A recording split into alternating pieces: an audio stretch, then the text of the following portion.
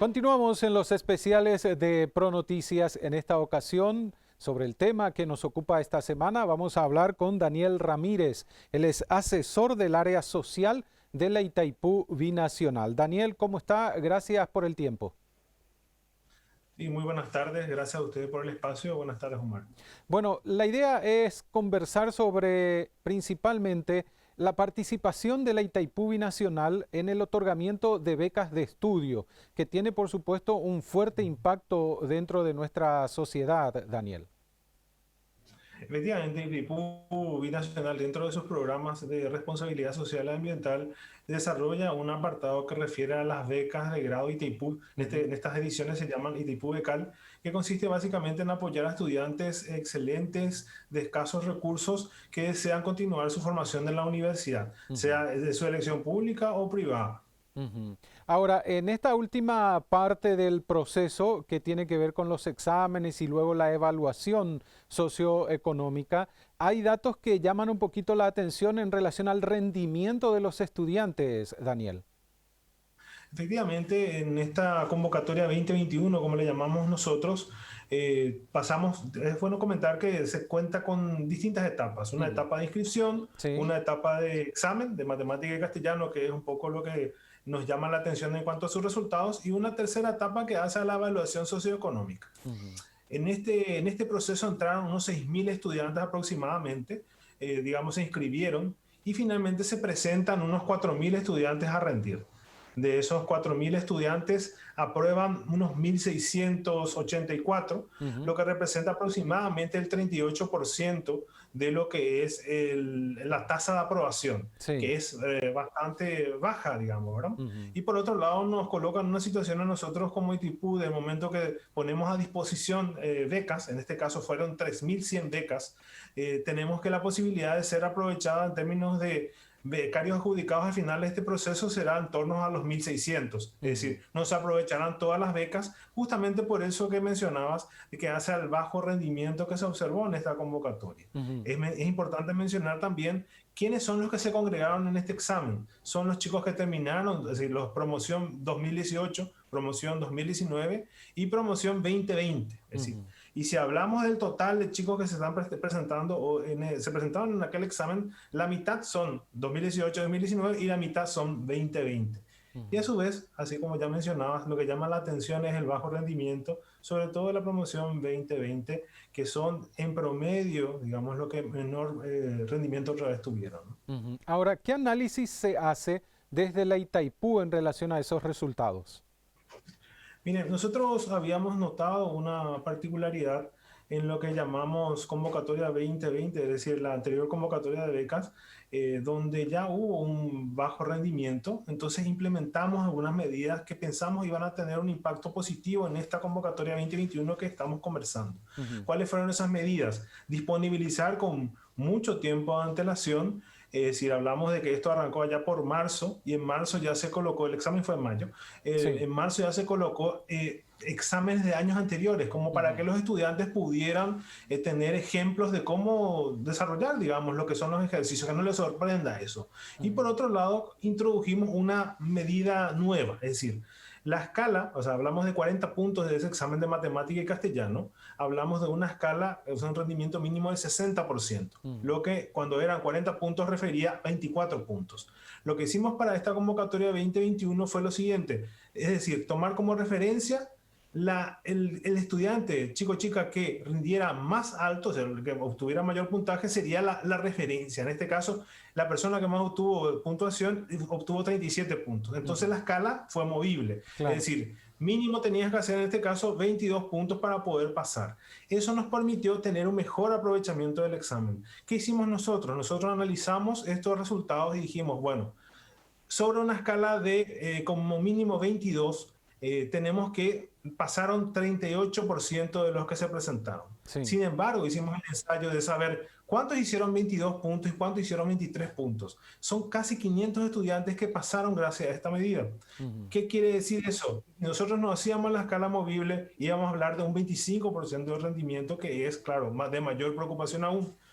Por otra parte, es importante mencionar para la teleaudiencia que quien hace el examen es el Ministerio de Educación. Ellos establecen, digamos, los tópicos críticos como para poder responder a lo que los estudiantes realmente están manejando. Y se tuvo reuniones con la gente del ministerio como para que este examen se ajuste a eso. Sí. Y finalmente nos encontramos con este resultado. En términos de medidas, es decir, en este momento estamos haciendo ya entrar en una fase de laboratorio, es decir, ¿qué es lo que está pasando? También nosotros nos preguntamos y sobre todo trasladamos las acciones pertinentes al MEC como para que esas becas que se van a volver a poner a disposición en un futuro sean realmente aprovechadas. Porque aquí hablamos de que la mitad prácticamente de las becas no van a ser aprovechadas en ese sentido por ese bajo rendimiento. Las becas, Daniel, en este caso que mencionaba que cerca del 50% van a quedar como remanentes, ¿son acumulables? Es decir, para la próxima convocatoria, ¿se da lo habitual más estas que sobraron o no funciona así?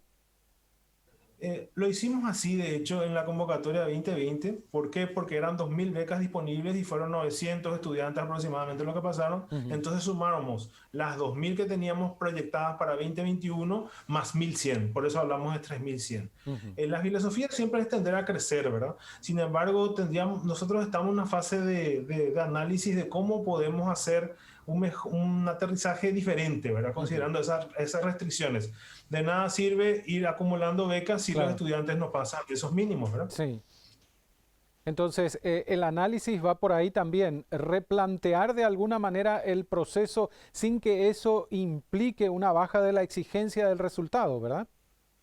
Efectivamente, fíjense, es importante recordar también a la teleaudiencia que los chicos que se están presentando son estudiantes de colegios públicos, privados, subvencionados de todo el país que tuvieron 4,00 para arriba. Es decir, muchos de ellos 5 absolutos. Es decir, hablamos de lo mejor en términos académicos con lo que se está contando a nivel nacional y lamentablemente exigidos ante una prueba que supone los conocimientos básicos no han podido sortearla. Sí, me refiero a como colectivo. De hecho, hemos tenido excelentes resultados, otra vez pensando por materia, ¿verdad? Es decir, hubo chicos que llegaron, 3 o 4 chicos que llegaron tanto al máximo en matemática como en castellano. Sin embargo, en promedio, ¿verdad? Los peores rendimientos se encuentran otra vez en castellano. Es decir, hay cosas ahí que nos dan indicadores o pautas de qué es lo que habría que trabajar en términos de refuerzo.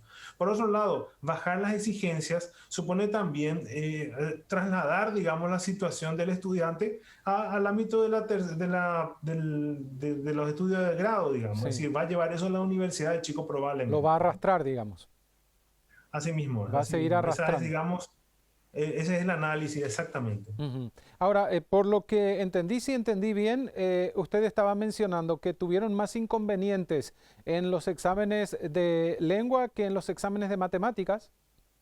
Sí, efectivamente. Es decir, el rendimiento en promedio fue inferior en lenguas que en matemáticas. Es decir, eso fue así.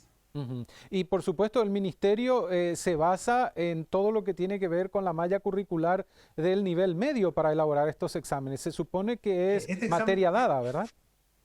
Así mismo es. De hecho que hubo un trabajo muy cercano con la gente del ministerio, hay que decirlo esto, y ellos, digamos, identificaron claramente cuáles eran las competencias que en contexto de pandemia, circunscrito dentro de lo que es esta educación virtual que se implementó, digamos, a los chicos que el año pasado estaban terminando su colegio, eran como materias que debieron haberse instruido, impartido durante el año. Es decir, fueron cosas que razonablemente se habían colocado como requisitos, es decir, en términos de lo que ellos mismos proponían como dificultad para el examen, ¿verdad? Es decir, eso fue considerado, digamos, sobre todo teniendo en cuenta la experiencia anterior donde habíamos, digamos, no habíamos utilizado esas 1.100 becas que queríamos reutilizarlas. Es decir, nosotros como ITIPU desde el programa lo que pretendemos es dar esas oportunidades.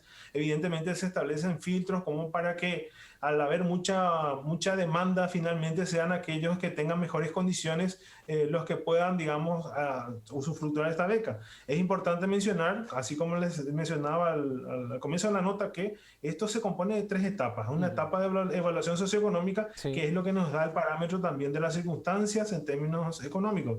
Y claro, el año pasado, digamos la convocatoria anterior, de los 973 que pasaron el examen, quedaron 870, es decir, 100 chicos fueron otra vez excluidos por la cuestión socioeconómica en base a los criterios que previamente se establecieron.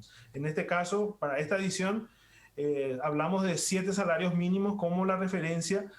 Tiene que ser menos de 7 salarios mínimos, menor o igual a 7 salarios mínimos, además de una evaluación casa por casa que se hace con los estudiantes para ver si realmente son el objeto de este programa de becas ITIPU.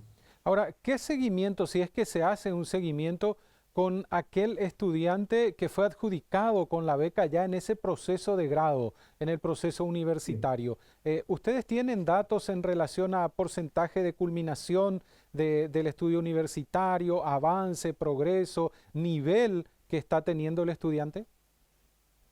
Sí, nosotros a nivel, una vez que, gracias porque me colocas esa pregunta, es muy buena como para colocar por las características de la beca. Es decir, Ujú.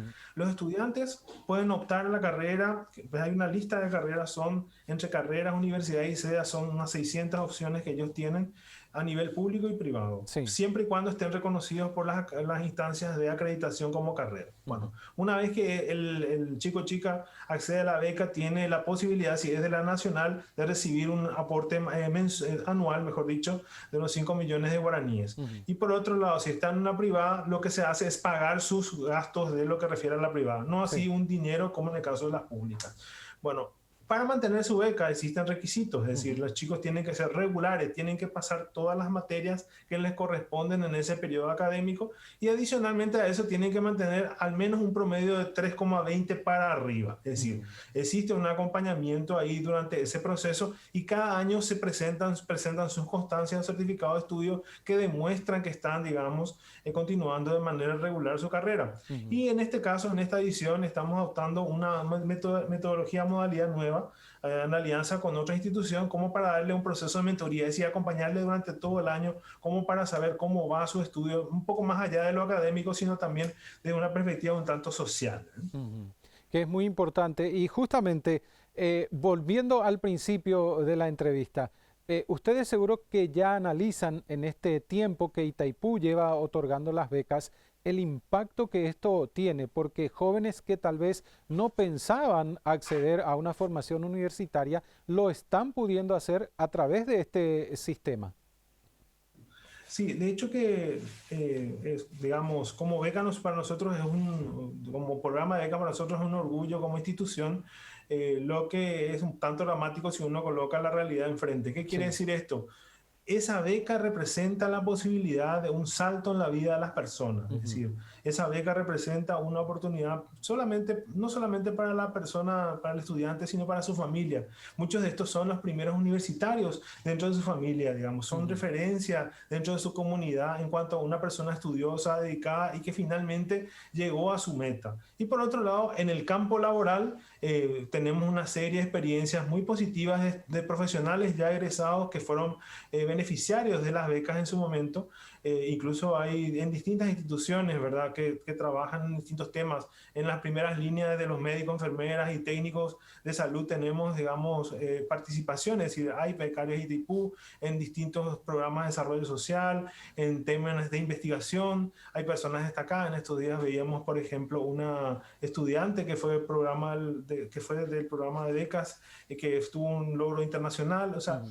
digamos, se van viendo esos resultados positivos que hacen al impacto que tiene estas becas. Si bien sabemos también que las becas como tal son una ayuda, un impulso, no son Sí. todo, pero hacen, digamos, una excelente, creemos nosotros, contribución a mejorar las posibilidades de estudio de todos estos chicos y chicas que se presentan y jóvenes profesionales que egresan finalmente. Daniel, muchísimas gracias por los datos y por la entrevista. No, gracias a ustedes, Omar, y un saludo a la teleaudiencia. Daniel Ramírez compartiendo con nosotros en los especiales de Canal Pro. Él es asesor del área social de la Itaipú Binacional.